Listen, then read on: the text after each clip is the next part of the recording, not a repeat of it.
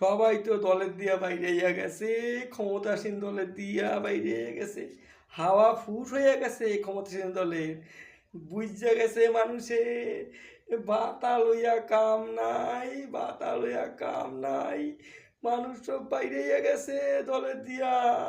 প্রমাণ হইয়া গেছে ভবানীপুরে, ভবানীপুরে মানুষের ঘরের মধ্যে ঢুইক্কা যাইতে আছে শুভেন্দুদা, বুঝা গেছে মানুষে দিদির হাওয়া ফুট হইয়া গেছে, দিদি আর ফিরবো না, দিদি আর ফিরবো না। ফিরবো কি কইরা, ফিরবো কি কইরা? পারবে দিদি, পারবে, পারবে দিদি।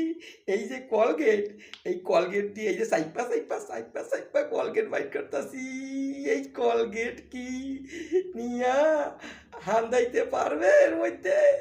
যদি হান্দাইতে পারতো তাইলে মানে ঢুকাইতে পারতো এই কলগেটের মধ্যে, বাইরের কলগেট আঙ্গুলে লেগে আছে, যদি পারে তবে যা বাইরে গেছে দলের দিয়া তাইলে আবার ফেরানো যাবে।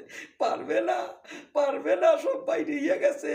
বাতার লোভে মানুষ আর বইয়া নাই দলের মধ্যে, বাতা লইয়া কাম নাই, বাতা নিয়া কি করবে? পেটে ভাত নাই, বাতা নিয়া নাই চাকরি, বাতা নিয়া কি করবে?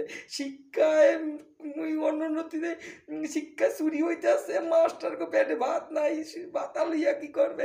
কলগেট দেন কলগেট, এই কলগেট দিয়ে যখন ফস করে বাইরে যায়, টস কইরার ভিতরে ঢোকে না, আর ঢুকবো না, সমর্থকরা আর ঢুকবো না, বুঝা গেছে ডববাজি চলছে, ডববাজি, ডববাজি দিয়া ভোট এতদিন নিছে, আর ওই